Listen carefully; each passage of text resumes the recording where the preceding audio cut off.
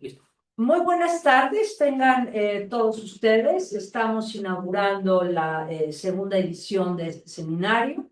Antes era inteligencia artificial y lógica y ahora hemos decidido ampliar un poco la temática.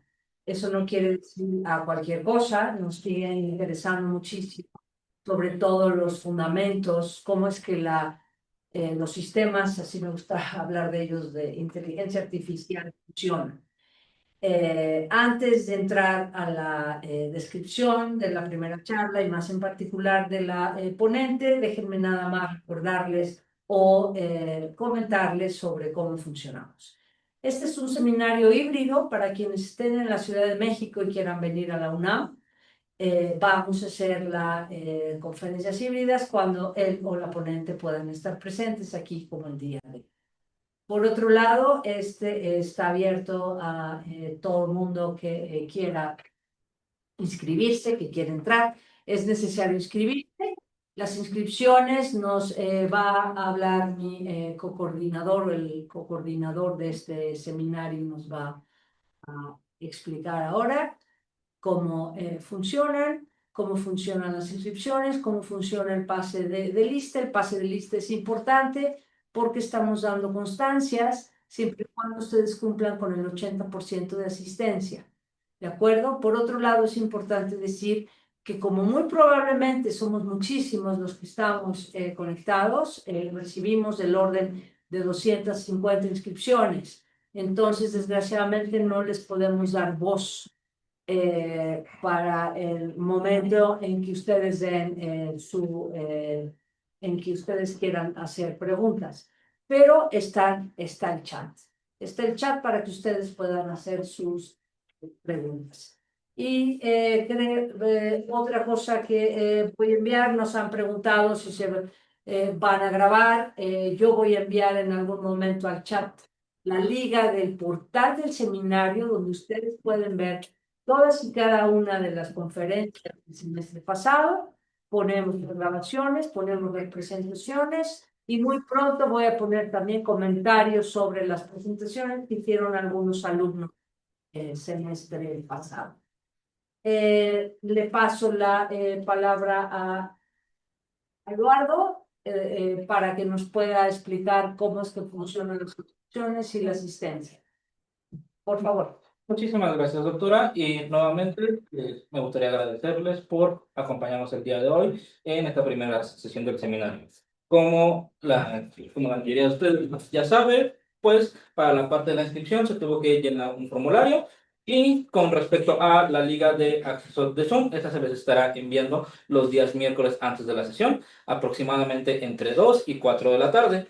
Para tener derecho a constancias, a lo largo de la charla se les enviará un documento, bueno, una liga en Forms, para que ustedes puedan registrar su asistencia. Recuerden que para tener derecho a constancia es necesario cubrir el 80% de las sesiones. De igual manera, si tienen cualquier tipo de duda, pues nos pueden escribir al correo. Y bueno, sin más, pues quisiera darle la palabra a la doctora Natalia Carrillo. Gracias. Nada más. Bueno, estamos muy contentos que justamente vamos a inaugurar esta edición del seminario con una conferencia de Natalia Carrillo. No voy a extenderme, como no lo hemos hecho en las sesiones pasadas, en su currículum, en su trayectoria. Solamente diré que ella es investigadora aquí del Instituto de Investigaciones Filosóficas de la UNAM. Ella viene, sin embargo, de haber estudiado matemáticas y muy en particular, ella trabajó con los modelos de redes neuronales. Entonces nos va a dar hoy una conferencia, me insistió que es de divulgación, por lo tanto esperamos entender al menos las ideas generales de cómo es que funciona las bases de la IA generativa, qué es una red neuronal artificial, o dicho en mexicano, un poco más informal, cómo se copia. Natalia, estamos muy contentos que inaugures la edición. Pasa por aquí, es que estamos inaugurando un cacharrito aquí Sí sabe perseguir. que nos sigue con la cámara. Un ojo inteligente. Es un ojo inteligente, bueno, que simula la inteligencia. Entonces, Yo no, creo que lo más cómodo para mí va a ser pararme aquí delante de la pantalla. A ver si nuestro ojo inteligente se da cuenta de qué es lo que queremos. Hola, vente para acá. sí. De Porque- todas formas, podemos desaparecer, Eduardo y yo, y así sigue. Natalia, pues te dejo la... Primero que nada, agradecer mucho a Tocha, estoy muy contenta de estar aquí. Es un gran gusto y un honor estar con ustedes como parte de esta iniciativa, el Seminario de Inteligencia Artificial tras bambalinas. Lo que voy a tratar de hacer, ¿esto se puede hacer un poco más grande o incluso para los presentadores que se vea mejor atrás? Lo que, y para cambiar la diapositiva, le pongo las flechitas allá, ¿no?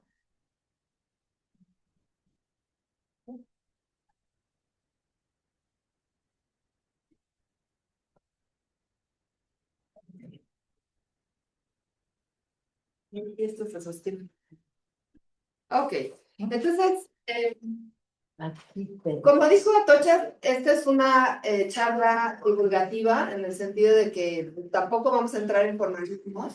Yo me voy a quedar muy feliz si al final de esta charla las personas que asistieron a toda ella puedan distinguir entre qué es la inteligencia artificial tradicional o a veces llamada GoFi, Good Old Fashioned Artificial Intelligence, y qué es una IA coleccionista.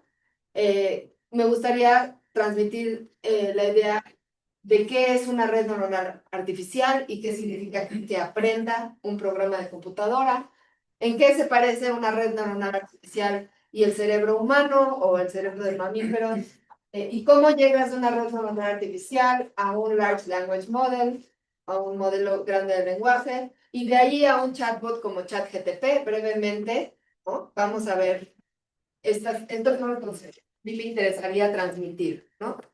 Voy a ir rápido en algunas diapositivas, si les gusta y quieren. Creo que lo mejor es, no, está bien. Lo mejor es presentar como alrededor de una hora, no sé cómo lo hacen Atocha normalmente, y tener un espacio para dialogar, ¿no? Esa sería mi ambición. Entonces, algunas de las diapositivas no voy a profundizar, pero si después quieren retomar alguno de los temas, entonces podemos, de acuerdo a la curiosidad de las y los presentes. Entonces vamos al tema de qué tipos de inteligencia artificial hay y en particular, pues, qué es nuevo en la inteligencia artificial generativa, ¿no? ¿Cuáles son los inicios? Los inicios de la inteligencia artificial, Functional Artificial Intelligence. También he visto que le llaman inteligencia artificial basada en lógica. Creo que no es el mejor mote para un espacio como este, pero sí lo he escuchado. Y esto no quiere decir que la inteligencia artificial conexionista no tenga nada de lógica involucrada, pero ahorita vamos a entender exactamente por qué usan este mote o IA simbólica, ¿no? Es ya como Vox Populi que este término de inteligencia artificial lo acuña McCarthy cuando pide dinero para su proyecto de juntar a 10 hombres durante 2 meses en el Dartmouth College para pensar acerca de cómo podemos implementar en máquinas los procesos inteligentes que realizamos a algunos humanos, ¿no? Entonces, si se fijan, esta es la propuesta. Me gusta mucho esta propuesta porque deja muy clara cuál es el proyecto, ¿no? Dice, vamos a proponer que durante 2 meses van a haber 10 señores, ¿no? Siempre señores, por supuesto. Van a estudiar la inteligencia artificial. Dice, el estudio debe proceder bajo la base de la conjetura o sea, que todos los aspectos del aprendizaje o de cualquier otro rasgo de la inteligencia pueden en principio ser descritos tan precisamente que una máquina puede simularles.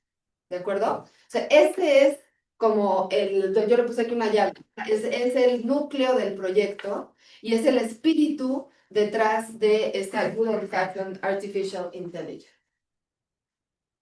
¿Cómo es un programa que sigue esta lógica, ¿no? Entonces, aquí digamos, estamos imaginando un programita que sepa hacer taxonomía básica biológica, ¿no? Que me pueda distinguir un mamífero de otros tipos de animales, ¿no? Entonces, así se vería un programa de este estilo, ¿no? Por favor, un sistema experto de clasificación taxonómica, por favor responda con S para sí y N para no. Podríamos haber dicho unos y ceros, pero bueno, estamos siendo caritativos con el usuario. ¿El animal tiene pelo? ¿Sí o no? ¿El animal da leche? ¿Sí o no? Y el animal pone huevos, ¿no? Son las 3 preguntas que va a hacer el sistema.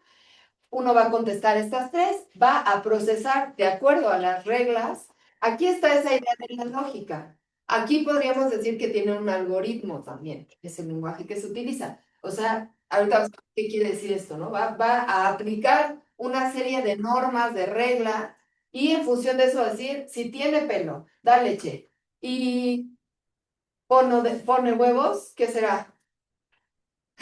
Un ornitorrinco, ¿no? Que es es un monotrema, ¿no? Creyeron que estaba mal, ¿verdad? ¿Qué es esa cosa?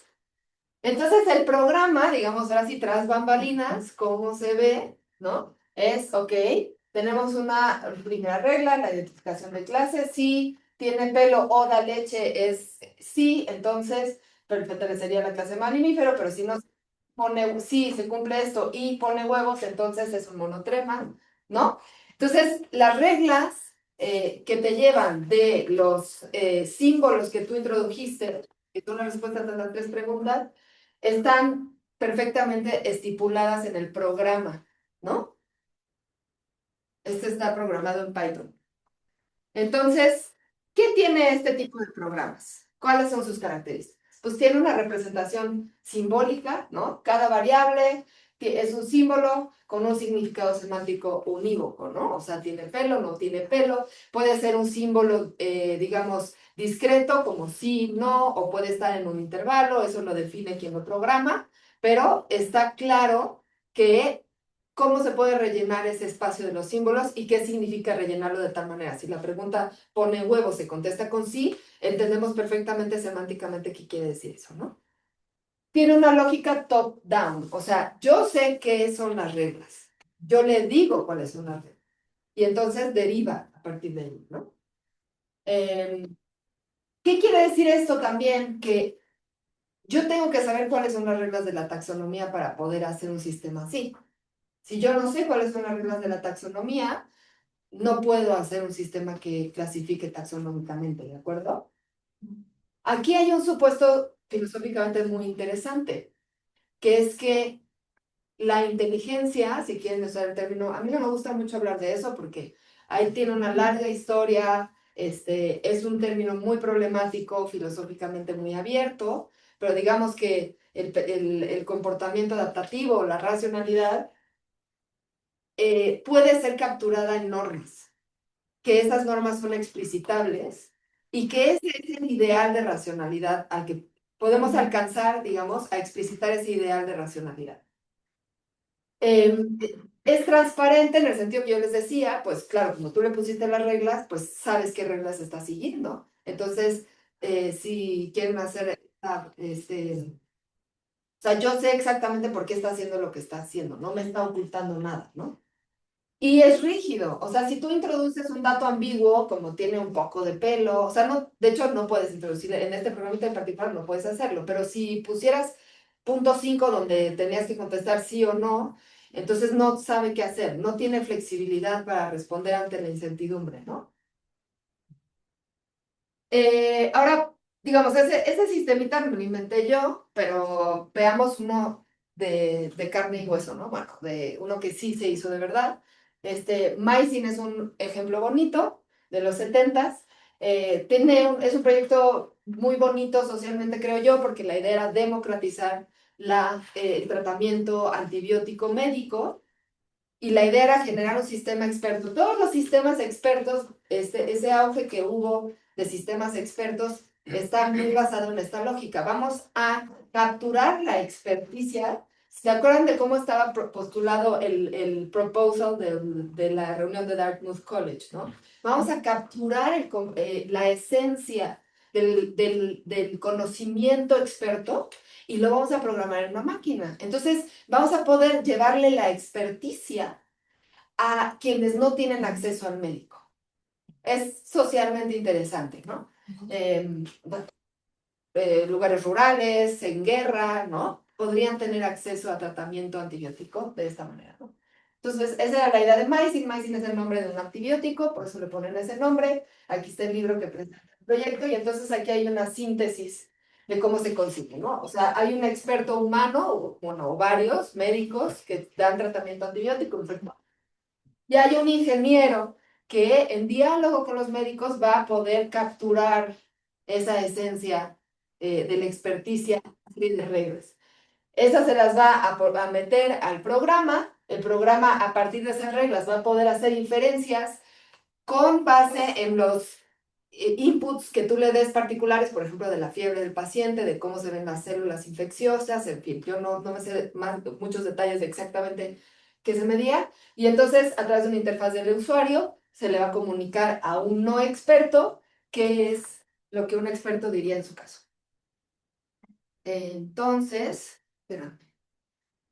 Aquí está como, por ejemplo, la regla 52, ¿no? O sea, si se cumplen estas cuatro cosas, entonces el parámetro tiene un valor de 0.4 y eso quiere decir que la identidad del organismo es la pseudomonal, ¿ves? El símbolo tiene un valor específico que tiene un valor, que tiene una semántica precisa, ¿no? La programación, pues es, si se cumple esto, entonces pasa esto, ¿no? Son todas reglas muy claras. Vale, ok. Entonces, parcialmente solo de esta sección, podemos decir que la inteligencia artificial simbólica o tradicional o good old-fashioned artificial intelligence, que son de nuevo distintos nombres para hablar de este paradigma computacional que pretende capturar comportamiento adaptativo o la inteligencia o la racionalidad en una máquina, pretende hacer esto de manera insertando las reglas para manipular ciertos símbolos, de manera que al introducir uno de los símbolos en la máquina puede seguir las reglas y dar una respuesta inteligente, como en este caso clasificar, ¿no? Esto asume que sabemos o que podemos explicitar las reglas o algoritmos detrás del comportamiento inteligente o racional. O sea, asume que tú puedes como transferir sin pérdida significativa lo que sabe el médico a la máquina. De nuevo, ahí está el proposal del Dartmouth College, ¿no? Que lo puedes describir tan perfectamente que la máquina lo puede reproducir. Y conocemos el funcionamiento de una IA basada en lógica en el sentido que nosotros le introdujimos las reglas. Aquí lógica se refiere a las reglas, ¿no? O sea, por eso IA basada en lógica, la idea. Pero yo siento que me gusta el mote en la medida en la que recupera la idea que es que hay una lógica inteligente que es expresable en reglas. Y entonces solo tienes que programar esas reglas. Sí tiene un ideal de racionalidad, ¿no? O sea, la racionalidad quiere decir seguir esas reglas perfectamente. Sí es interesante ya que lo piensas, que dices, bueno, es muy esotérica esa idea que tú puedes agarrar un médico y meter, como, ¿cómo pasas, no? De la experiencia de ver a un paciente, ¿no? Que, por ejemplo, no sé si lo saben, pero hay evidencia empírica que los médicos atienden con más cuidado y detenimiento a los pacientes que se ven mal. O sea, llegar ahí todo emperifollado al médico no es la mejor idea. Eso sugiere que hay cuestiones subjetivas que están jugando un papel, ¿no? En este caso, pues esas cuestiones subjetivas no son epistémicamente relevantes, solo hablan del tiempo que el médico pasa allí. Pero por ejemplo, si el paciente tiene cierto aspecto, uno podría pensar que el médico puede darse cuenta que lo que lo que el paciente cree que es un problema, por ejemplo, orgánico, a lo mejor es un problema psiquiátrico. En fin, como que hay un montón de cuestiones delicadas que no podría pensar que no son transferibles a la máquina, al menos no bajo este paradigma. Bien, ¿alguna duda hasta aquí? Estamos bien, ¿no? Ahora vamos a pasar a ¿qué es este otro paradigma conexionista? Otra manera de aproximar el problema. ¿Cuál es el problema? Queremos hacer una máquina que tenga comportamiento adaptativo, inteligente, racional.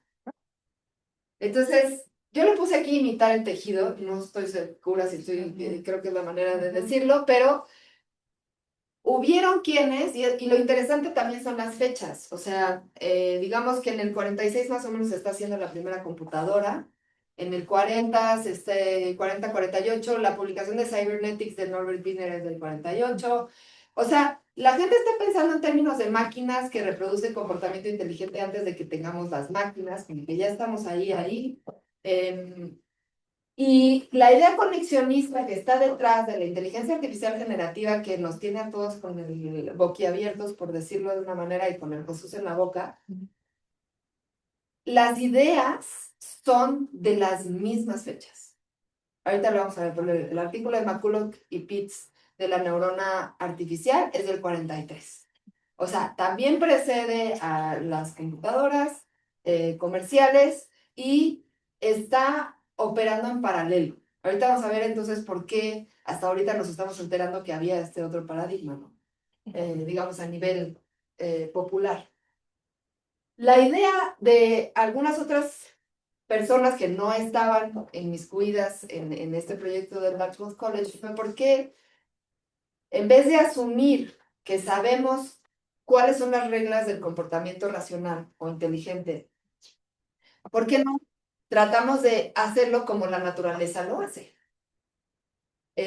¿Por qué no tratamos de hacer un sercito que haga cosas parecidas a como hacen las cosas los sistemas nerviosos centrales de los animalitos?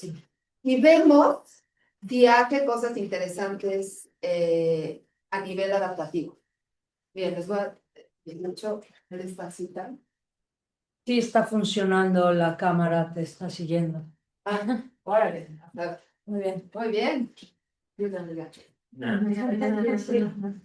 Este librito, mucho de lo que voy a hablar ahorita está en este libro, es más viejo que la rueda, o sea, es del 90, pero vean cómo se llama, Neural Computing, ¿no? O sea, ya ahí hay una metáfora como del cerebro, es un rostro, realmente tiene aquí unas conexiones, ¿no? Es de Billy Jackson, ahí en la misma diapositiva al final viene la referencia. Dice, aquí la tengo, ahí está. The idea behind neural computing, la idea detrás de la computación neuronal es que a través de modelar los rasgos principales del cerebro y sus operaciones, podemos producir computadoras que exhiben muchas de las propiedades que nos parecen útiles del cerebro, ¿no? Entonces, si se fijan, es otra cosa completamente diferente. Vamos a tratar de sintetizar un cerebro. Creo ¿por qué el cerebro? Bueno, pues porque sabemos que, o creemos que ya, o sea, desde pues, yo creo que desde el siglo XVIII, por ahí ya se sabe que el sistema nervioso central tiene un papel muy importante en, como por ejemplo, activación muscular, en responder, los arcos reflejos ya desde Descartes se conocen. Se sabe que en el cerebro hay muchos tipos de células, no saben a creer que el cerebro solo tiene neuronas, porque eso no es cierto. Y porque además puede ser que el día de mañana nos descubramos que esas otras células sí nos ayudan a pensar y no eran solamente, por ejemplo, los astrocitos agarran alimento del torrente sanguíneo y se lo pasan a las neuronas para no pasarle cosas que no deben de pasar. Muchas drogas con las que se han experimentado no pasan esto. Estos son como los que constituyen la barrera hematoencefálica, ¿no? Por ejemplo. Por eso, si quieres dar medicina al Parkinson, no puedes dar dopamina, tienes que dar L-dopa, que es el precursor, porque el precursor sí pasa a través, o sea, los astrocitos, la aduana de los astrocitos sí los deja pasar, ¿no? Están los oligodendrocitos que mielinizan los axones de las neuronas y entonces las transmisiones son más veloces. Si tienes esclerosis múltiple, tienes una deficiencia en este tipo de células, entonces las señales no se transmiten. Y están pues las estelares, que son las neuronas, ¿no? Que tienen estas formas muy chistosas, que son muchas ramificaciones, que se concentran en lo que se llama el soma, que es donde está también la información genética y el núcleo de la célula, y que tiene una carretera, digamos, un tubito más largo que se llama el axón, que va hacia otras ramificaciones que son las terminales axónicas. Las señales, lo que tienen las neuronas, y por eso nos parecen las más interesantes, es que pueden transmitir señales. Creo que hay algunas otras células que pueden hacerlo, pero la mayoría de las células no hacen esto, ¿no? A nivel global, obviamente hay procesos químicos a través de la membrana y no sé qué, pero a nivel de que toda la célula tenga un estado de encendido o apagado, ¿no? Son células excitables, las neuronas son las más comunes. Entonces la señal, digamos que está conectadas estas ramitas con otras neuronas que le invitan a excitarse cuando están excitadas ellas mismas. Este es el lenguaje neurofisiológico, no piensen mal. Y entonces, si las conexiones que tiene aquí son suficientemente fuertes, se excita la propia célula y entonces manda la señal a las otras con las que van. Entonces, hay una direccionalidad de la excitación, de las dendritas a las terminales axónicas. Entonces, la idea es, pues vamos a tratar de hacer un cerebrito. Si logramos capturar, ahora sí, esto es como capturar esencias, pero cada quien con su abstracción, ¿no? Si logramos capturar lo que es esencial de ¿qué hace el cerebro que hace que pueda tener comportamiento inteligente? Esa es la primera pregunta. Bueno, parece que tiene que ver con estas células que transmiten señales y se comunican entre sí. Ok. ¿Qué pasaría si podemos hacer un sistema que reproduzca esta capacidad de producir señales y comunicarse entre sí y la sometemos a un proceso parecido al que sufren estos tejidos nerviosos cuando se adaptan o aprenden a responder inteligentemente? ¿Será que podemos tener comportamiento inteligente? Esta es como la otra manera de enfrentar el problema. Entonces, Maculoqui Pitts, por ejemplo, son de los precursores, bueno, de los que iniciaron esta manera de pensar acerca de la inteligencia artificial. Bueno, como la conocemos ahora, en ese momento no lo hubieran llamado ellos inteligencia artificial. Y proponen la neurona artificial. Rosenblatt también en el 57 tiene un proyecto similar en el que aquí está dibujada, ¿no? Propone un perceptrón.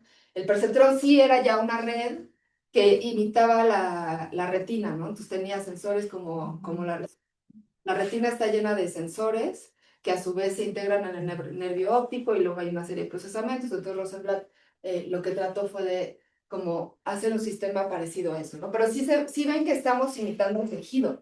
No estamos asumiendo que sabemos cuáles son las normas de la inteligencia o de la racionalidad, sino que estamos bottom up, imitando el sistema. Entonces, McCulloch y Pitts proponen la idea de una neurona artificial, ¿no? Pero claro, si tú quieres, hay que profundizar un poquito más en cómo las neuronas logran producir comportamiento inteligente, ¿no? Entonces, tienen la capacidad de mandar y recibir señales, se adaptan. O sea, ustedes saben, o sea, ¿qué es aprender en el cerebro? ¿Cómo se ve? ¿Cómo se mira? Bueno, entonces vamos a tener que ver eso para poder entender por qué, cómo lo imitaron. Si les explico cómo lo imitaron, pero no sabemos lo primero, pues ya no nos perdimos un paso. Entonces, ¿qué pasa? Pues las neuronas, como les dije, ¿no? Aquí tienen las dendritas, ¿no? Las dendritas están en contacto con las terminales axónicas de otras, ¿no? Si esta neurona se excita, la señal llega hasta sus terminales axónicas y la conexión aquí se llama sinapsis. El proceso excitatorio de una sola célula se llama potencial de acción y tiene otros muchos nombres, impulso nervioso y tal. Pero cuando llega a la terminal axónica y se va a conectar con la dendrita de la otra, ocurre un proceso que no es, que es químico, que se llama sinapsis. Que aquí está dibujadito. Que tengo un... pero yo puedo poner un video de YouTube. Sí, le pico aquí y ya. O sea, lo que quería saber si estaba proyectado el de esto No. o solo la presentación. Ahorita está proyectada solo la presentación. Sí. Sí, pero... Es un video mini, pero lo que quiero que vean antes de que empiece. Ok, ahorita lo voy a poner. Dura nada, como 16 segundos. Pero lo que tenemos aquí dibujado para que entendamos es, esta es la terminal axónica de una neurona que viene de ahí arriba, que ya se excitó y viene la señal aquí. Muy bien. Y esta es la dendrita de una neurona que va hacia abajo, ¿ok? Entonces, ¿saben de estas cosas que ahora nos interesa mucho, que son la serotonina, la dopamina, ¿no? Las endorfinas, ¿no? Sí. Entonces, estamos todos muy interesados en estas cosas porque de eso depende que tengamos ganas de vivir o no, que amamos al mundo o no lo amamos, etcétera, ¿no? Entonces, estos son neurotransmisores, ¿no? Son unas cositas, son unas moléculas complejas que tienen la particularidad de que tenemos receptores a esas cosas en el cerebro. Ahora, esos receptores son estas cositas amarillas que están aquí que parecen muelas, ¿no? Entonces, el receptor es una proteína súper sofisticada que tiene como un tubo y tiene distintas configuraciones. Si no hay neurotransmisor en el ambiente, tiene un receptor, una antenita a neurotransmisores. Supongamos que esto es dopamina. Tiene una antenita a dopamina. Si viene una dopamina y se inserta en el receptor, entonces la proteína se abre, cambia su configuración tridimensional y se abre. Eso quiere decir que otros químicos, por ejemplo, cloro, pueden entrar a la célula. Si entra el cloro a la célula, cambia el potencial eléctrico de un lado a otro de la célula y eso produce o no un potencial de acción dependiendo de la intensidad de la señal. Estos son detalles para los que son ñoños de bioquímica. Entonces, ¿qué ocurre en la sinapsis? Cuando la señal llega, ¿no?, a la dendrita, de la terminal axónica a la dendrita, el neurotransmisor que está aquí se funde, las vesículas se funden y el neurotransmisor llega a los receptores. Ahora, ¿de qué depende? No sé, Espera, es que... Exacto. sí se está compartiendo más bien la presentación y no el Sí. coso. También lo pueden ver, como viene el enlace. No, pero, o sea, lo que sí se veía era cuando no estaba corriendo, digamos, toda tu explicación. Es así. Bueno. Pero aquí está. Ahí A va. lo mejor también se vio en la, como es grande, se ve en el videíto, ¿no? A ver. ¿Me lo puse? Sí, está en breve. Ahí está. La Ahí célula va, tiene vesículas con neurotransmisor. Ahí va. Ajá. Con la señal se funden al líquido en el espacio intersticial y ese neurotransmisor llega a los receptores. Ahora, ¿de qué va a depender? A ver, Perfecto, sí. hasta ahí, Creo bien. que ya se vio bastante mejor, porque alguien dijo que se veía de lejitos, pero Ok. muy lejitos. Entonces, eso es una sinapsis, pero ¿qué tiene que ver eso con aprender? Gracias.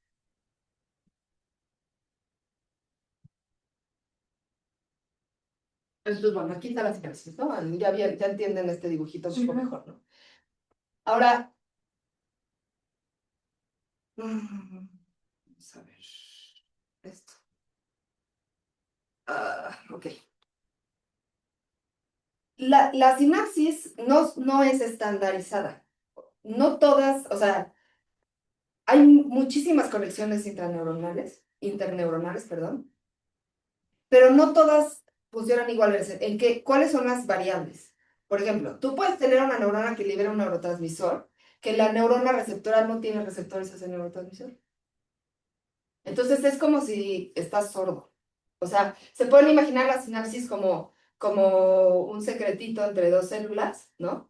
Pero, ¿qué tanto oyes ese secretito o no? ¿Qué tanto recibes la señal? Pues depende de que tú tengas la sensibilidad auditiva para escuchar, ¿no? También tiene que ver de qué tan alto hable la otra célula. Bueno, ¿qué quiere decir? ¿Qué tanto neurotransmisor libera la célula al espacio intersticial? ¿No? O sea, ¿qué tanto neurotransmisor echó? Entonces, tú tienes que tener receptores para ese neurotransmisor y si tienes más receptores, eres más sensible a la excitación de esa célula en particular. Yo a veces pienso esto por una metáfora social, que es, por ejemplo, yo no voy al cine ya, porque tengo una vida muy complicada y además tampoco es la cosa que más me gusta en la vida. Eso lo sacrifiqué. Había una película recientemente de Leonardo DiCaprio, ¿no? La de One Battle After Another, ¿no? Entonces, yo ni me entero. Pero oigo que la gente empieza a hablar de películas, que es algo que pasa, porque la gente sí le gusta el cine y no sé qué. Ay, no, pues esta película, en la clase de yoga, ay, no, pues no sé qué. Yo digo, bueno, pues se ve que hay una película que a la gente le gusta, pero a mí me da igual, porque la mayoría de esas películas no valen la pena para mí. Pero mi amigo de la carrera llega y me dice, oye, Nat, hay una película que te va a encantar.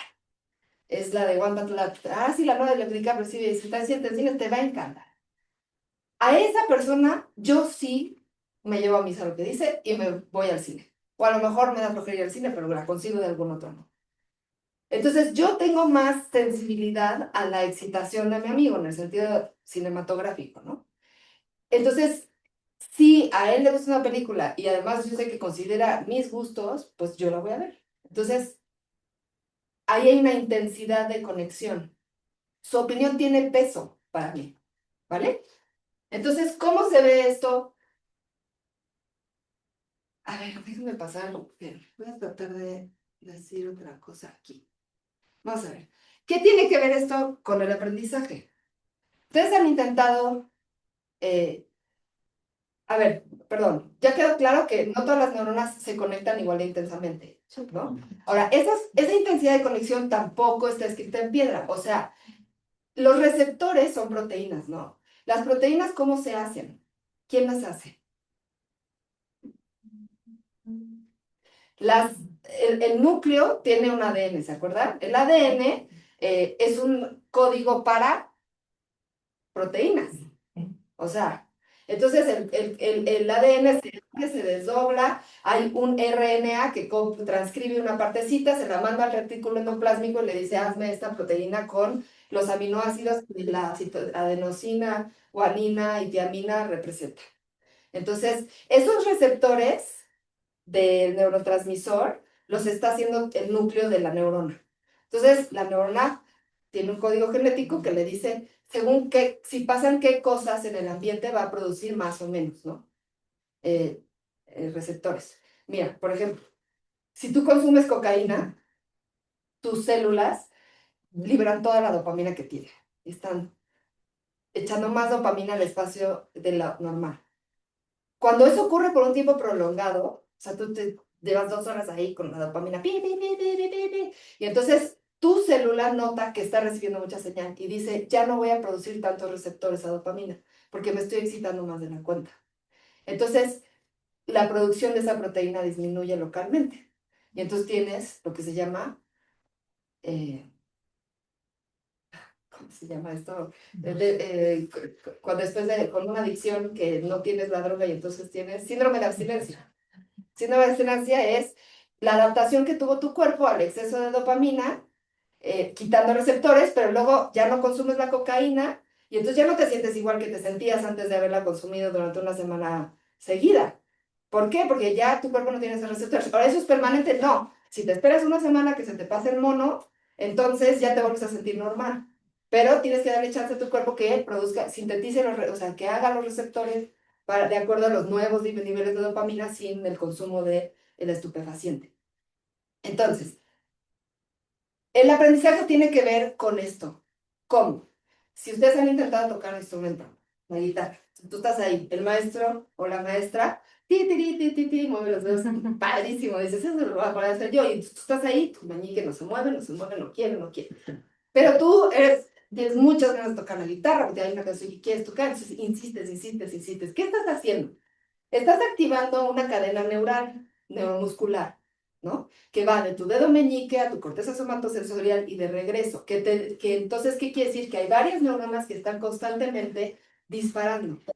La teoría de Hebb, que es también del 49, o sea, estamos hablando de mediados del siglo pasado, es que lo que ocurre en el aprendizaje es que las neuronas que están disparando al mismo tiempo fortalecen sus sinapsis.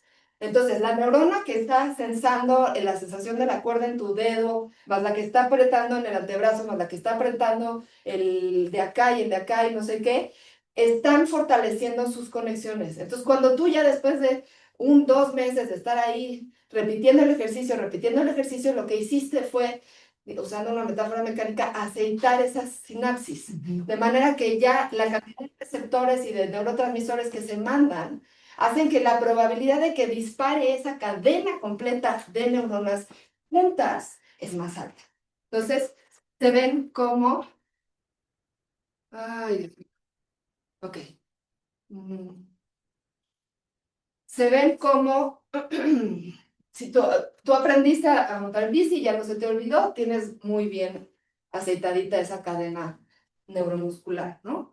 El olor del pastel de tu abuelita está también ahí como perfectamente guardado. Hueles algo parecido y no te pasa por alto. Pero el nombre de la persona que conociste ayer en la clase de no sé qué, que nunca has practicado su nombre, pues no tienes aceitadas las sinapsis de esas redes que te hacen recordar el nombre, ¿no?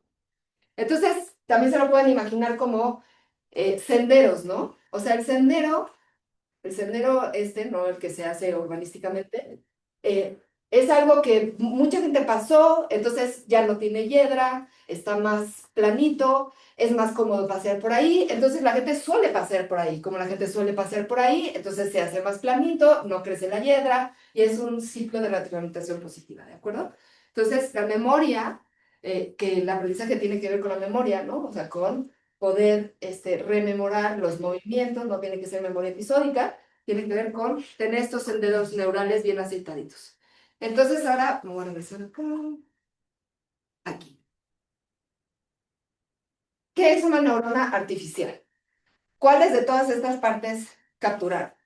Pues bueno, una cosa interesante es que las neuronas no se medio prenden, no se medio excitan. O se excitó la neurona o no se excitó la neurona. Es un fenómeno todo o nada.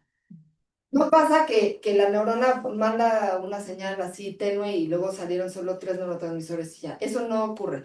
Por una cuestión de cómo es el fenómeno, es un fenómeno no lineal, local, de las membranas, que no vamos a ver, pero créanme que así es. Entonces, las neuronas artificiales que crearon McCulloch y Pitts y que siguen siendo básicamente el espíritu de las contemporáneas, van a tener dos estados.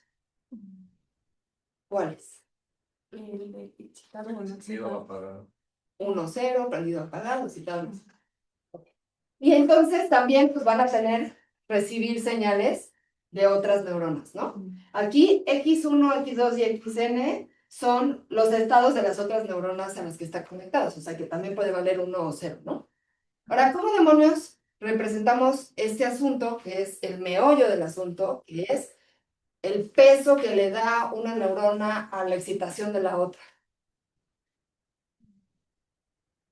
Pues dicen los matemáticos, tú llámale el peso y ponle ahí, es un valor, ¿no? Un numerito. Pues un numerito, ¿qué numerito le ponemos, Juan Luis? Pues mira, pues entre 1 y -1, ¿no?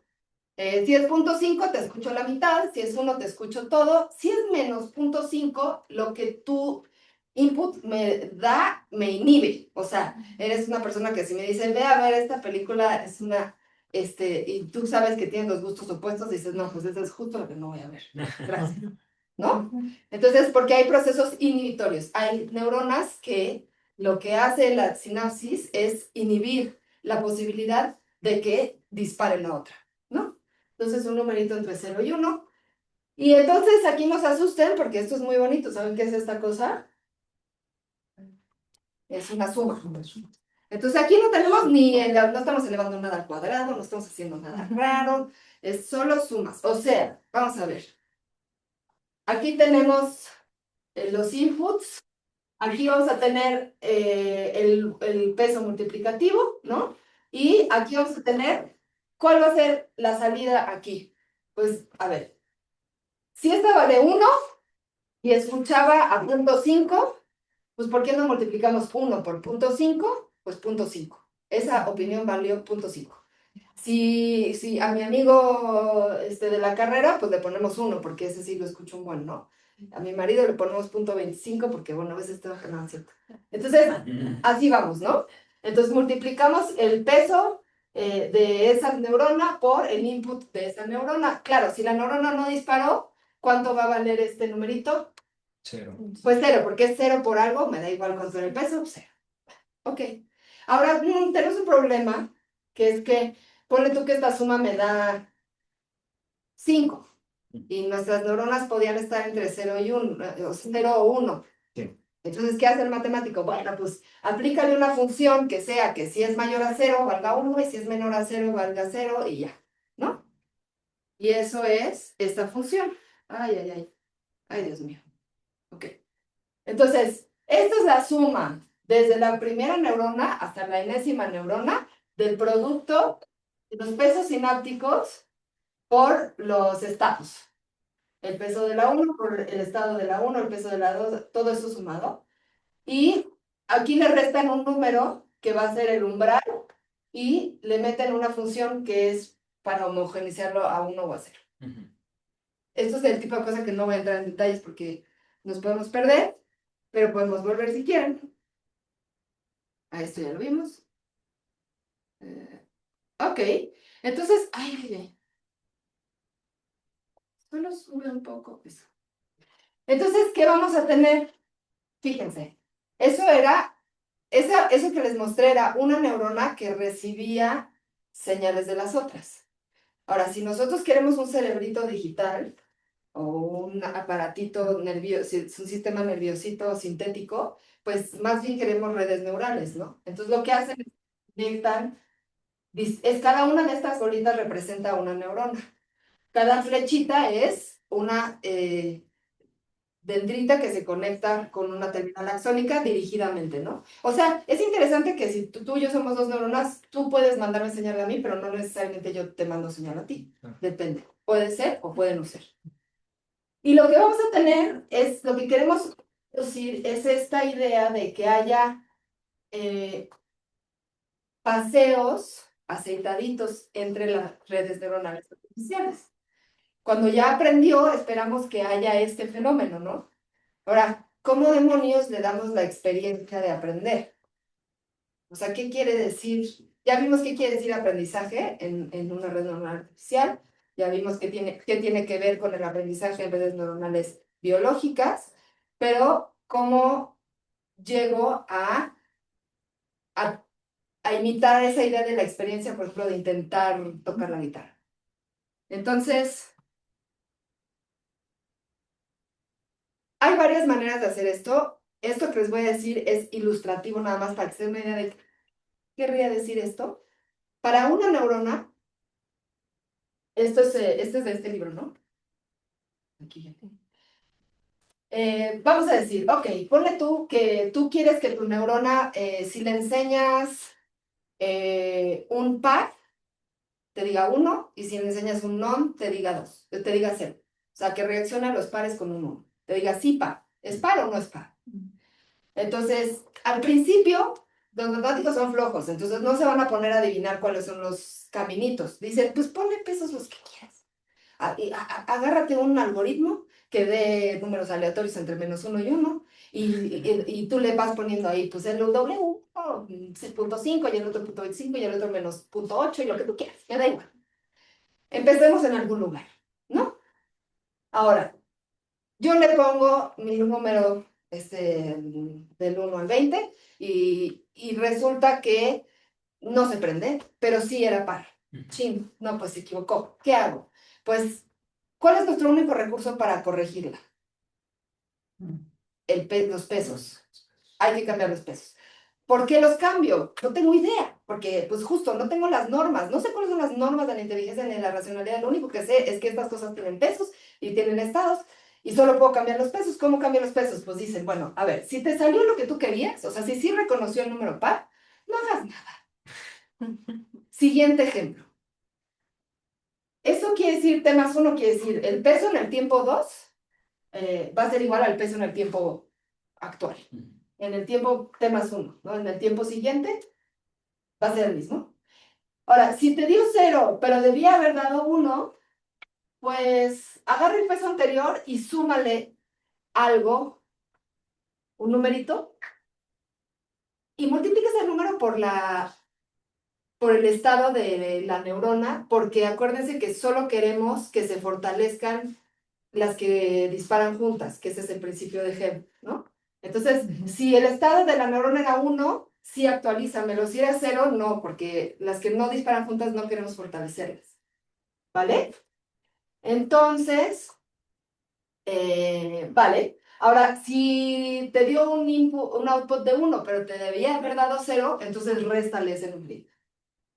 Ahora, aquí se corre un riesgo, que es que te pases corrigiendo pesos y nunca, ¿cuándo terminas de aprender? Entonces, pues si eres un matemático listo, dices, bueno, pues vamos haciendo este número cada vez más chiquito. Por ejemplo, puedes poner una función que vaya modificando cada vez menos y fuerzas la convergencia. ¿O no? Ahora, esto es solo para una neurona, solo para el ejemplito que veíamos, ¿no? O sea, aquí es el caso simple. Se pone complicado bastante pronto. Bueno, una cosa que hay que decir es que vean, esto es una belleza de economía computacional. No hay ninguna operación complicada, o sea, son sumas y restas. No estamos agarrando la exploración exponencial y le sacamos el logaritmo y lo dividimos entre el cuadrado del inverso de nada. O sea, estamos sumando y restando numeritos.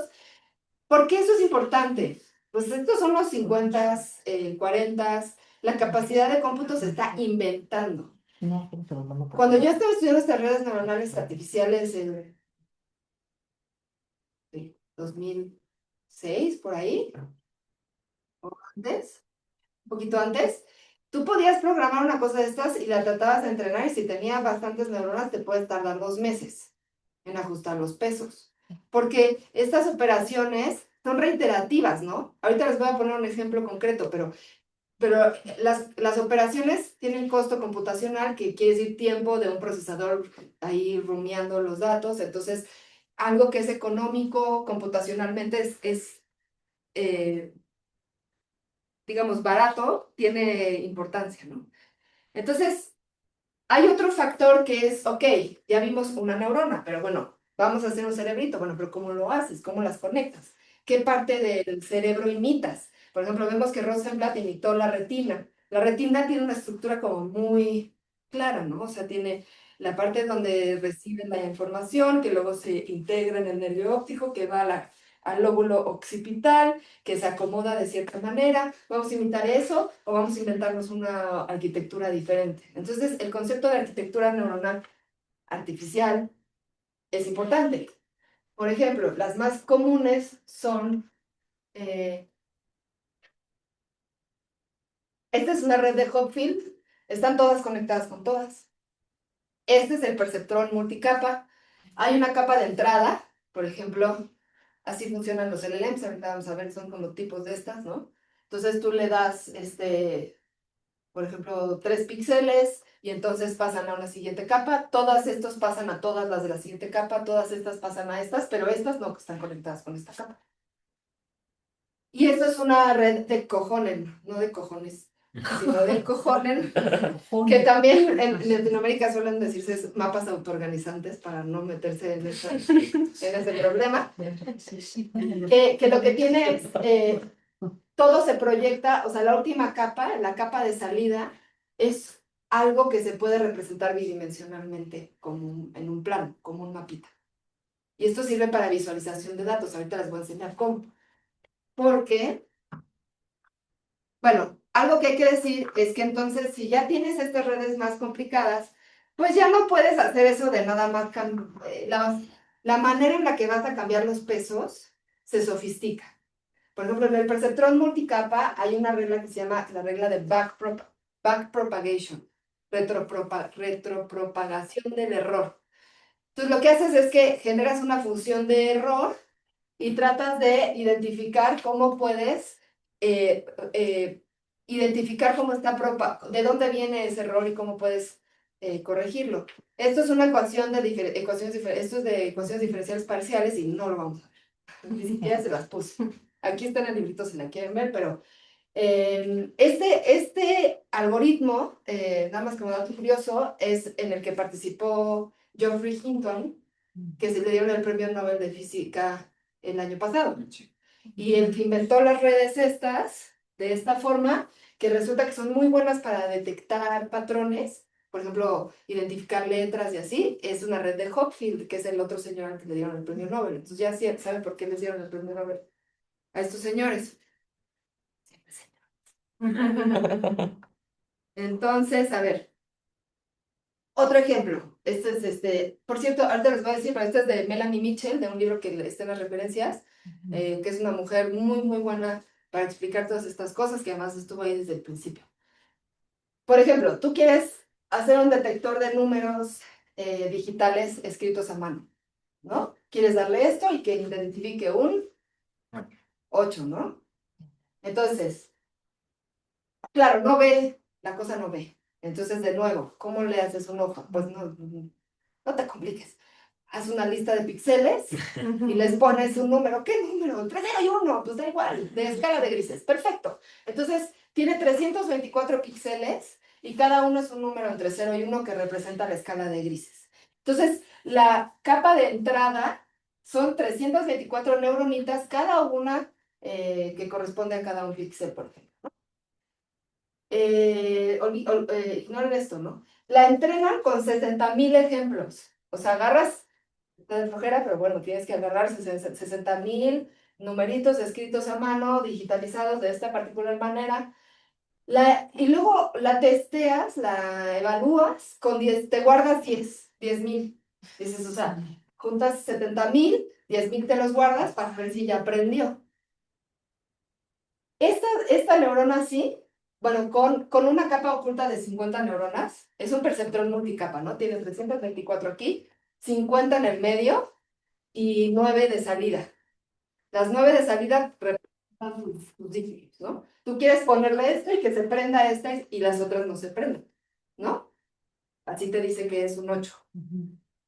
Sí se fijan que nosotros estamos estableciendo la comunicación con ellas, o sea, no nos hablan ni nada. Nosotros establecemos como un código en el que vamos a poder interpretar su comportamiento. Eso está forzado. Entonces, solo esta tiene 16,700 pesos. O sea, no lo puedes hacer a mano, aunque quisieras ahí. Ah, no, yo sí, aquí le muevo, no sé qué. O sea, son 16,700 parámetros que tendrías que estar ahí. Entonces, no es computable para una persona llegar a que logre identificar los números. Las capas ocultas, es interesante. Si no le metes estas 50 neuronas a la mitad, el acierto es de 80%.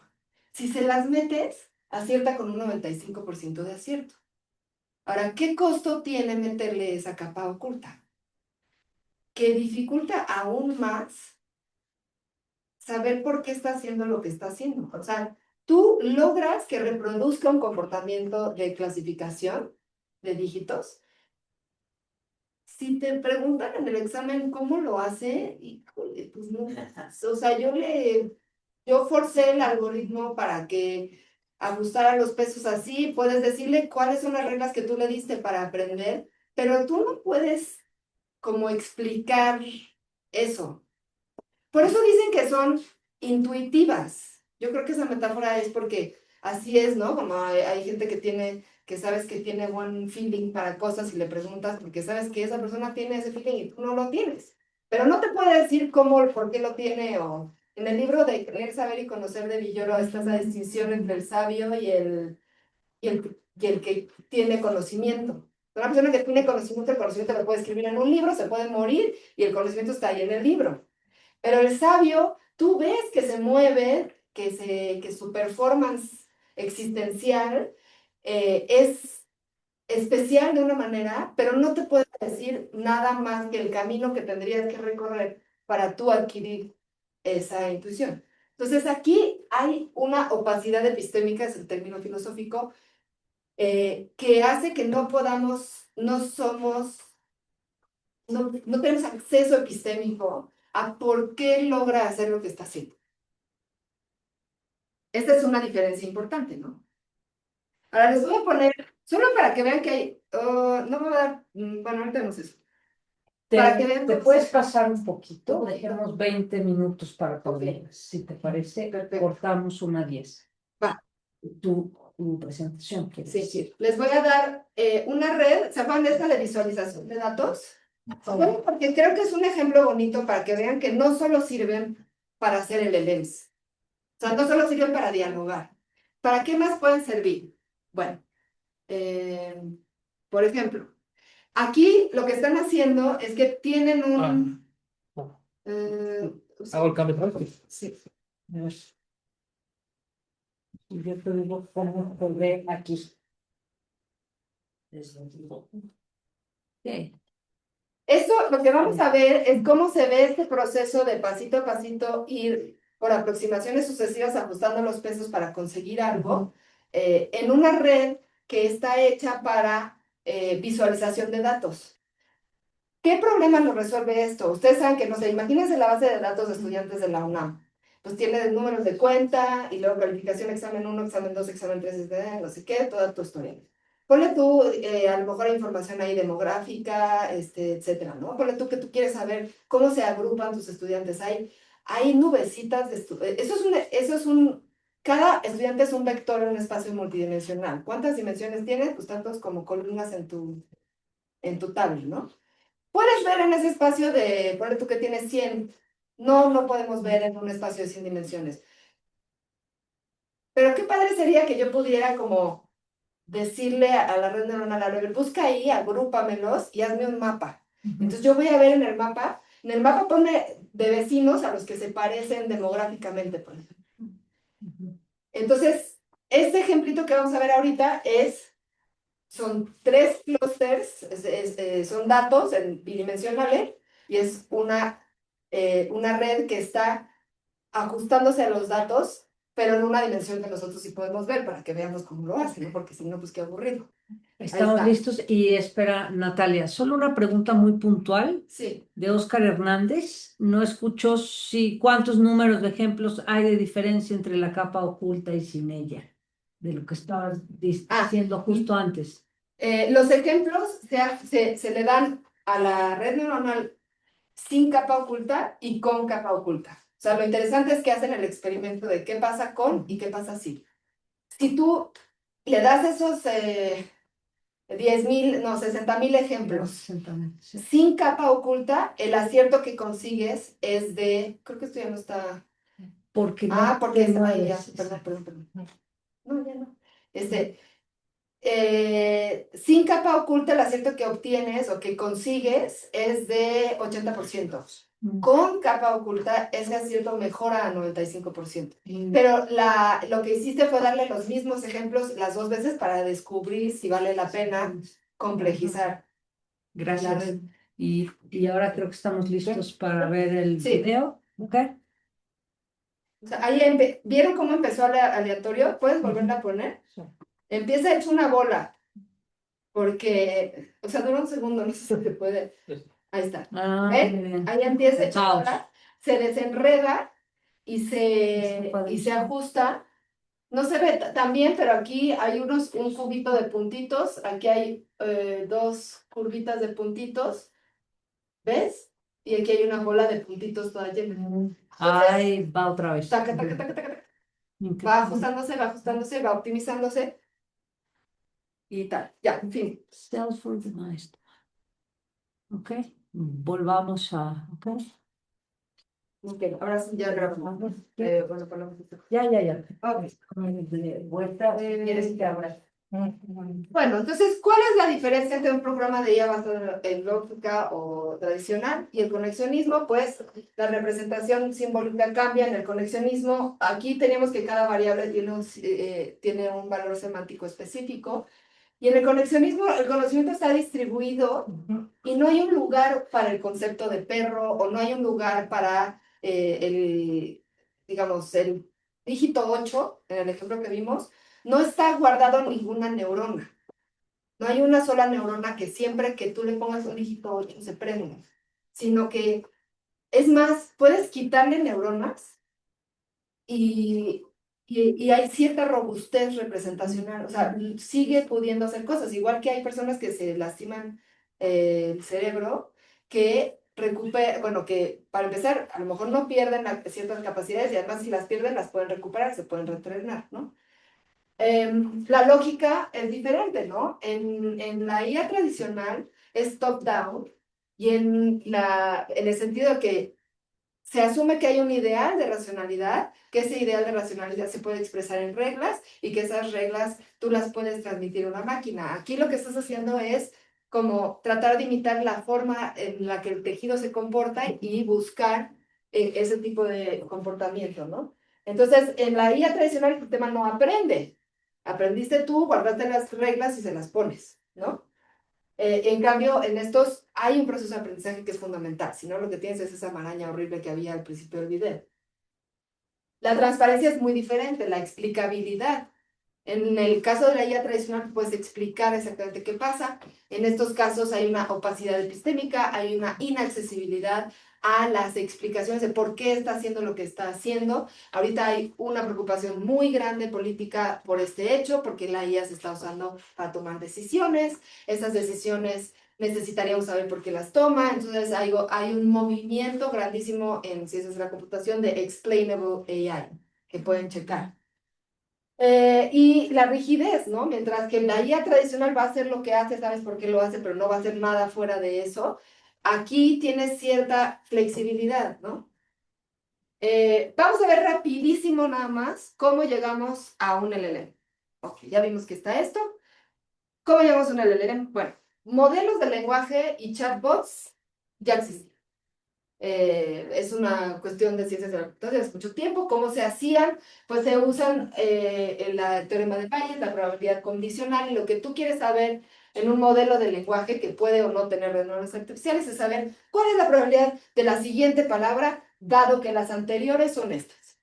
Y esas anteriores puede ser, es el string, puede ser de 2 anteriores, 3 anteriores, 4 anteriores. Se calcula de esta manera. Es el producto de probabilidades condicionales. Eso ya existía. Ahora lo que pasa es, oye, ¿puedo poner una red neuronal artificial a calcularme esas probabilidades? Sí. Y como lo va a hacer de manera automática de acuerdo a ciertas reglas, pues te puedes dar todo el texto que quieras.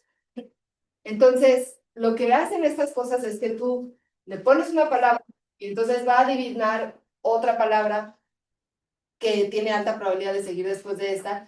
Esta probabilidad condicional depende de un corpus. O sea, si se acuerdan cómo se calcula la probabilidad de par en un dado, ¿cómo se calcula? ¿Cuál es?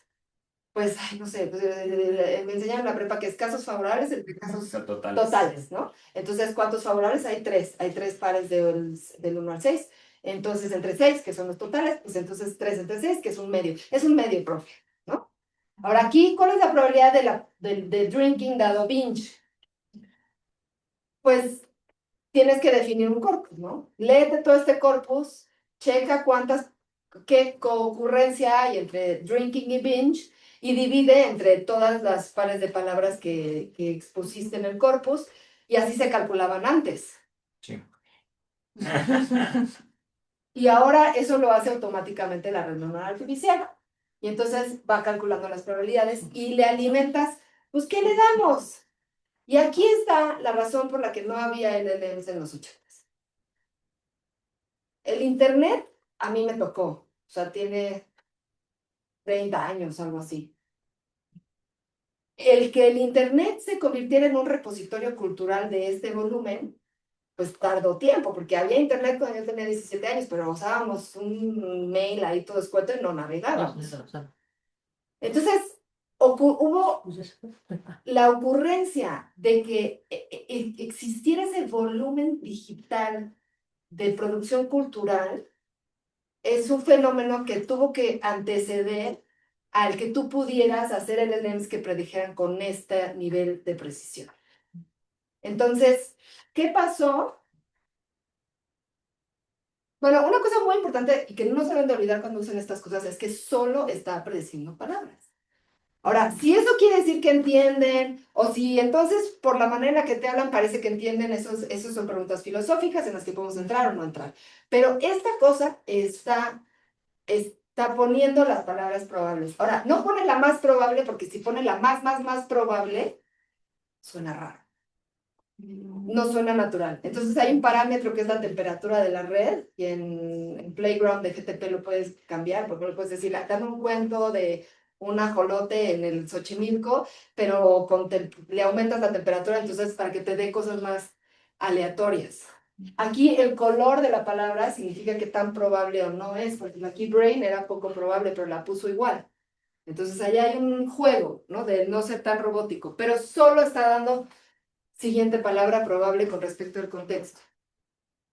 Y hay un solo detalle que hay que comentar antes de terminar, y es la alineación. O sea, tú entrenas un transformer. ¿Qué es un transformer? Ya no he oído esa palabra, ¿no? Es una red neuronal gigantesca entrenada con un corpus de datos gigantesco que aprendió a leer, a escribir, aprendió inglés, pero si le pusiste español también aprendió español, y sin querer, pues también aprendió a traducir y todas esas cosas.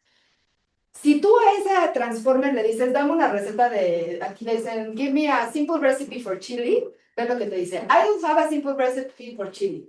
Tengo una complicada. Bueno, no es que no tengo una simple, sino que más bien no sé cómo hacer chili. Bueno, nunca he sido capaz de hacer una receta de chili simple. O sea, ¿qué me importa? No me estás entendiendo.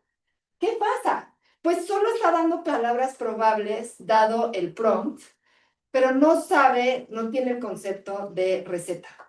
¿Cómo hacen para que de hecho nos sirvan como nos sirven? Pues hay una post-entrenamiento que se llama la alineación. Entonces, la alineación, o sea, tú tienes el pre-entrenamiento, el post-entrenamiento para poder tener aplicaciones. El post-entrenamiento le modela el comportamiento que tú quieres. Entonces, ¿qué hacen? Agarran los chats que ustedes están teniendo con los chatbots y se los vuelven a alimentar. O sea, agarran chats ejemplares. Mira, aquí sí me agarró la onda, aquí sí entendió perfecto. Ah, pues vuelven a entrenar con eso. Sintetiza datos, se inventan chats. O sea, métete, pues sí, mira, si al de aprender dígitos le meten 60,000 ejemplos, imagínate cuántos ejemplos le tienes que meter a esta cosa de chats que sí dan recetas. Y entonces, esa alineación hace que pueda dar recetas. Ahí es también donde le meten esta cuestión de si te piden una bomba, no la des. De la receta de hacer una bomba, no la des. Las cuestiones éticas están todas en el post-entrenamiento. ¿Por qué esto es importante? Porque lo sepan. Porque el post-entrenamiento no cambia el corazón del transformer radicalmente. El transformer es como ya un ingrediente, cuesta un dineral hacerlo, una cantidad de energía increíble, y necesitamos todo el Internet. Alguien podría decir, oye, pero en el Internet están todos los sesgos raciales, socioculturales, o sea, hay un montón de basura. Una científica cognitiva decía, no, no te parece raro, tú educarías a tu hijo con todo el Internet. ¿Por qué lo hacen? Porque necesitan ese volumen de datos para poder llegar a tener este tipo de fenómenos. Fíjense, aquí es la escala del modelo. Hay uno así también para cantidad de información. O sea, tú le metes, llega un momento donde el tamaño de la red neuronal artificial hace la diferencia para que pueda tener comportamiento inteligente. Lo mismo pasa con el volumen de datos. O sea, le tienes que dar cierto volumen, más de cierto volumen de datos para que ya pueda hacer. Ahora, la pregunta es, ¿cuál es el límite? Por ejemplo, aquí un autor de un libro que se llama Raising AI, ¿no? Aquí está la diferencia fundamental con la tradicional, ¿no? Ahora estamos criando inteligencia artificial, ¿no? Se parecen a un bebecito. Este es, ¿no? Why AI is more toddler than Terminator, ¿no? Según este autor, se parece más a mi hijo. ¿Eso qué sugiere? Pues que van a ir aprendiendo y a ir aprendiendo y ir aprendiendo y si ahorita ya escriben ensayos mejor que yo, pues mañana van a ser mejores filósofas que yo y pasado mañana vamos a estarles tejiendo chambritas a sus hijos o no sé. Y aquí hay toda una discusión, o sea, esta era la gran apuesta de Silicon Valley, hay que hacerlos más grandes, más grandes, más grandes. Lo que se ha visto es que sí parece que hay un tope para ciertos problemas. O sea, hacerlos más grandes los hace mejores en algunas cosas, pero no en todas. Por ejemplo, siguen siendo psicofantes. O sea, si tú les, y esto es muy importante van a hacer los prompts, porque si tú le dices, ¿verdad que es mejor ser de izquierda que de derecha? Te va a decir, sí, claro que sí, es mucho mejor, hay que ser intervencionistas, no hay que permitir que no sé qué, pero si le dices lo opuesto, te va a decir lo opuesto. Villamelón, creo que le dicen la generación de mis padres. Entonces, hay críticas, Gary Marcus es un crítico muy importante que dice que escalar el modelo, o sea, hacerlo más grande, más choncho, la ha hecho mejor en la que, la ha hecho mejor en aquellas cosas para las que ya es buena, pero no corrige los errores que tiene. Por ejemplo, no nos van a quitar los sesgos tremendos que tiene de género, raciales, no la hace menos psicofante. No sé si lo han notado, pero nunca te dice no sé. ¿Por qué? Porque no sé no es un vocablo probable de acuerdo a otros vocablos. O sea, tendrías que alimentarla con o sea, ¿cómo le haces para que se autorreprima una cosa que está optimizada para darte las palabras más probables? ¿Cómo le haces para que produzca cosas, de eso se trata nuestro artículo, ¿no? Como originales, diferentes, no mainstream a algo que está hecho programado para darte las siguientes palabras más probables de acuerdo al Internet. O sea, ahí hay un montón de dificultades que tienen implicaciones culturales. Pero bueno, con esto yo creo que nos damos por bien servidos por hoy. Aquí están las tres referencias. Aquí, son investigadores de aquí de la UNAM. Tienen este artículo muy bueno sobre los LLMs, cómo funcionan, de dónde vienen, etcétera. Este es este libro viejito, precioso, que tiene todas estas reglas de cómo se actualizan. Y este es el libro de Melanie Mitchell que recomiendo mucho, que tiene todos estos ejemplos, por ejemplo, de los dígitos, y tiene historias interesantes de cómo esta tensión entre gente que es súper optimista de la IA y súper pesimista, qué pasa con esta dialéctica, etc. Pues nada, muchas gracias. Genial, muchísimas gracias. La sala que tenemos por experiencia y también estamos viendo que no ve Natalia, muchos aplausos en la... Entonces, bueno, muy bien, tenemos poco tiempo para preguntas, por eso es muy importante que las dejen en el chat. Y de antemano digo que si no las puede responder, ella se las va a llevar y... bueno, no está obligada a responderlas, pero creo que pueden ponerse en contacto con ella. Hay algunas cosas de solicitud que si puedes, por favor, poner las ligas o los enlaces a los videos que... Sí. Entonces, si nos los puedes enviar después, Sí. estaría muy bien. Julio Molina es alguien que acaba de entrar. Veamos si... Yo creo que los pueden copiar de la presentación si se va a subir. ¿No? Ah, claro, claro, Porque claro. están ahí, en la Sí, sí. presentación viene nada más el enlace.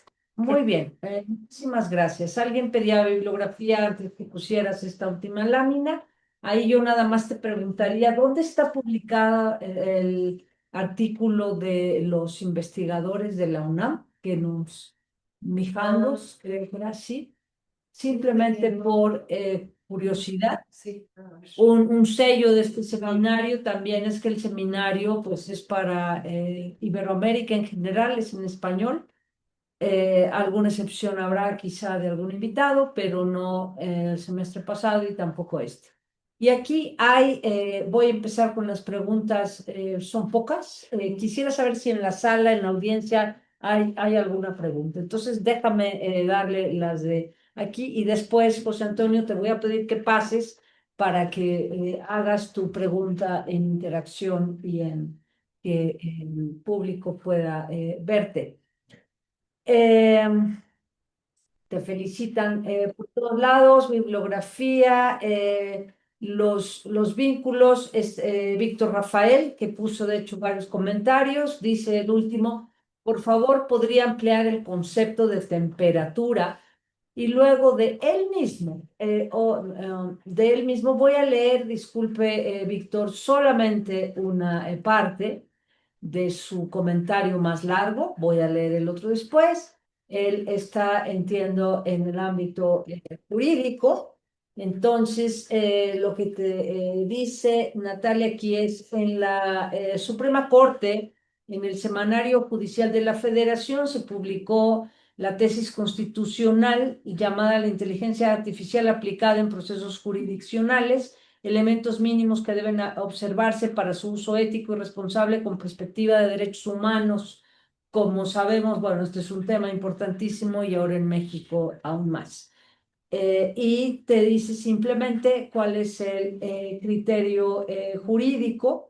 Este tribunal colegiado de circuito determina que la utilización de herramientas de inteligencia artificial en procesos jurisdiccionales con una perspectiva de derechos humanos ética y responsable exige que las personas juzgadoras observen como elementos mínimos los principios son 3 principios: proporcionalidad e inocuidad, protección de datos personales, perdón, son 4: transparencia y explicabilidad, y supervisión y decisiones humanas. Esto entiendo, Víctor, que es simplemente un comentario que, bueno, tal vez quiera la doctora decir algo, pero entendemos que es un comentario. Y después usted mismo también nos pone aquí: estimada doctora Natalia Carrillo, estimo que el desafío de capas ocultas de Deep Learning sería en la aplicación de la transcripción paleográfica de manuscritos novohispanos, en específico del siglo XIX, en virtud de que en esa época ya se tenía más sistematizada la escritura por parte de los escribanos en materia de documentos jurídicos. Muchas gracias, Víctor, por tus comentarios. Ya tenemos lo de la temperatura. Quisiera dejarlo aquí. Aunque Óscar Hernández te pregunta que qué tal estuvo la película de DiCaprio. Muy bueno. Entonces, si puedes decir algo, y mientras tanto, José Antonio, que se acerque para que te haga su pregunta en vivo. Sí, la temperatura es básicamente, ¿se acuerdan que la manera en la que la red neuronal artificial va a calcular la siguiente palabra tiene que ver con la probabilidad condicional? Nos va a decir cuál es la probabilidad de la siguiente palabra dadas las anteriores. Esas anteriores es dada la concurrencia de las anteriores en el corpus de entrenamiento, ¿no? Ahora, tú le puedes decir a la red neuronal, dame la palabra más probable, calcúlame la más probable y siempre dame la más probable. Es obviamente lo primero que hicieron, ¿no? Dame la de la mayor probabilidad. ¿Qué se dieron cuenta? Que el discurso, entonces era demasiado rígido y sonaba un poco antinatural.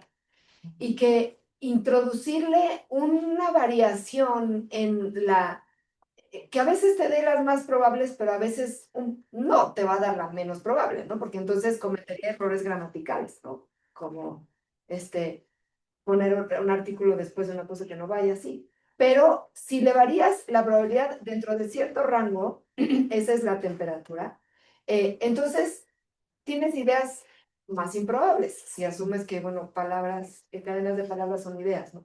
Entonces, cuando hay GPT Playground, y seguramente que las otras compañías también tienen alguna de estas versiones, te permite variar parámetros. Este es uno de los parámetros que puedes variar. Entonces, es algo con lo que pueden jugar en la versión de parámetros. Seguramente que hay versiones también de código libre que a lo mejor tienen esta opción. Sí. Ya ves que mencionaste que a fin de cuentas la tendencia fue a ir aumentando la red neuronal y en general eso se vio viendo reflejado en pues mayor ancho de banda, la crisis actual de la RAM, etc. Actualmente, ¿qué proyectos y qué estrategias se han planteado como para eficientizar este proceso? Y también, ¿qué tanto empuje se les está dando? O si a fin de cuentas, digamos que la tendencia es independientemente de cuál sea el costo energético, ambiental y demás, pues simplemente hay que seguirle expandiendo. Es decir, actualmente, ¿qué alternativas hay para eficientizar todo este proceso de análisis de datos? Sí. Bueno, yo no soy la experta en este tema. Hay una persona que se llama Cristian, no recuerdo el apellido, que es experto en esta cuestión energética, muy preocupante relacionada con esto.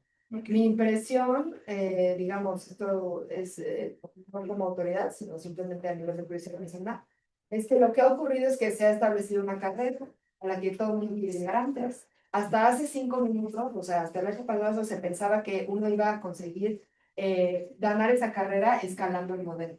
Entonces, que no ha habido mucha, y en general son compañías que tienen como prioridad, porque quien gane esa carrera va a dominar el mercado, ¿no? Entonces, no les importa invertir todos los recursos que tienen en llegar ahí. Entonces, la velocidad y la poca intervención gubernamental como en estos negocios hace que no haya una cota. O sea, no tienen ninguna motivación, ni por el capital, ni gubernamental, para tratar de hacer esa carrera más lenta y priorizar otras cosas, que es lo que podemos decir, ¿no? Podemos hacer esto de manera que sea energéticamente más eficiente, este es el mejor uso de nuestros recursos. Esas decisiones las están tomando corporativamente estas personas en función de los intereses de las compañías. No hay una ampliación de esa discusión a otro nivel. Entonces, Muchísimas gracias, Natalia. Hay otra pregunta en el chat. Nos dice Eridaya Lineira, espero pronunciar bien tu nombre, y dice, está la cuestión siempre discutible de si es entonces apropiado llamarla inteligencia. Bueno, ese es un término desafortunado, agrego yo, ya que solo es un sistema de probabilidades y no crea cosas nuevas, sino que solo recicla información.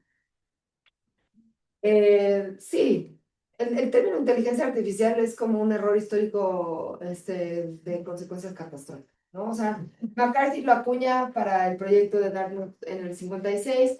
A los otros 9 hombres que estaban en esa reunión no les gustó. Porque decían, ¿cómo que artificial? O sea, nosotros estamos tratando de producir inteligencia, simpliciter, no artificial, lo hace sonar como menos. Esa era su queja, o al menos algunos de ellos pensaban eso. Además, pues efectivamente, ¿no? Hay un montón hay unas críticas muy interesantes, hay mucho que decir al respecto. Es un término que además históricamente se asocia a la eugenesia, por ejemplo, las primeras pruebas de inteligencia rápidamente fueron capitalizadas por grupos políticos que querían utilizar las pruebas de inteligencia para precisamente escoger sectores de la población que no debían reproducirse, por ejemplo. Eso es algo de lo que Carlos López y Sarabel aquí en el Instituto han estado trabajando, así como otras personas de otras instituciones de la UNAM. Entonces, es un término francamente inadecuado. También la discusión sobre inteligencia artificial general a mí me parece bastante absurda y triste. Una crítica muy bonita es la de Catherine Hales. Tiene un libro que se llama How We Became Post-Human, cómo nos convertimos en posthumanos, que es una crítica que va desde la cibernética, pasa por la prueba de Turing y llega a la inteligencia artificial un poco más contemporánea, haciendo ver que toda esta idea de que también está en el conexionismo, de que tú puedes producir una máquina que no tiene cuerpo que piensa, es una cuestión sumamente consecuente socialmente, peligrosa, que abstrae de la humanidad a los problemas que tratamos con estos paradigmas, y la recomiendo mucho. O sea, es muy, muy padre cómo hace ver que como que esta abstracción del cuerpo tiene consecuencias sociales importantes. Muchísimas gracias, Natalia. Hay una última pregunta o comentario en la red que solamente le voy a pedir a Eduardo que lea. De todas maneras, te vamos a enviar el chat. Vale, sí. El chat completo. Recuerdo que la conferencia queda grabada, entonces pueden verla todas las veces que quieran. Eduardo, por favor, para que yo pueda dar cierre. Ok, Ricardo Parellada nos comenta, estas IA también resumen de manera impresionante textos recién subidos. ¿Cómo pueden hacerlo juntando palabras mediante probabilidades? Es una pregunta que aunque sepas la respuesta, no creo que la puedas decir en 30 segundos, pero tal vez puedas decir algún comentario, porque... Pues parece que una vez que, o sea, esto sí es una pregunta muy técnica, Sí. yo no soy la mejor persona para contestarla. Yo se la hice a mi computólogo de referencia, que es Víctor Mireles, que trabaja en el CEICH, que es, digamos, profesionista de estas cosas. Parece que hay una cosa que se llama el contexto de la red. O sea, tú le puedes subir un texto y la red, digamos que sostiene ese texto como si fuera parte del prompt. Entonces, lo considera como parte, la probabilidad condicional que está calculando toma en cuenta algunos extractos de eso, como que también parece que tiene un mecanismo que le llaman atención y también tiene otros mecanismos en los que como que extrae, tiene maneras de extraer las cosas más importantes, además de que también está la alineación, incluye, por ejemplo, resúmenes, ¿no? O sea, tú en la alineación también incluye chats donde se han hecho resúmenes y buenos resúmenes, entonces de de alguna manera este comportamiento también se le ha modelado, pero más que esto no puedo decir. Pues ya es bastante. Muchísimas gracias, Natalia. Pues yo quiero agradecerle, creo que respondió a la pregunta que ella pone en su título de qué es una red neuronal artificial. Y en ese sentido, pues nos has dado una clase fantástica. Muchísimas gracias. Gracias por invitarme. Entonces, bueno, pues simplemente decirles, estuvimos contestando todas sus preguntas. Tenemos como del orden de 250 inscripciones. Hoy tuvimos en promedio 80 personas escuchando, ahora quedan del orden de 60. Y pues eso es increíble poder hacerlo porque en la sala somos del orden de 8 personas. Entonces, bueno, pues estamos muy contentos. Los esperamos en 15 días. Nos va a hablar el doctor Alejandro Pisanti sobre inteligencia artificial y las lecciones aprendidas en la experiencia de gobernanza de Internet. Él es un experto en ese tema. Quedamos en salirnos un poquito en algunas de las charlas de la parte, digamos, de herramientas formales, pero cómo es que vamos a administrar y gestionar todo eso es todo un tema. Él va a empezar por explicarnos qué es gobernanza, que algunos no lo sabemos muy bien. Bueno, pues Natalia, otra vez muchísimas gracias y ya saben dónde encontrarla. Está aquí en el Instituto de Investigaciones Filosóficas. Así es. Perfecto. Hasta luego. Hasta luego, gracias. Grabar. Perfecto, 13:32. Y es que hoy pues te vamos un tiempito.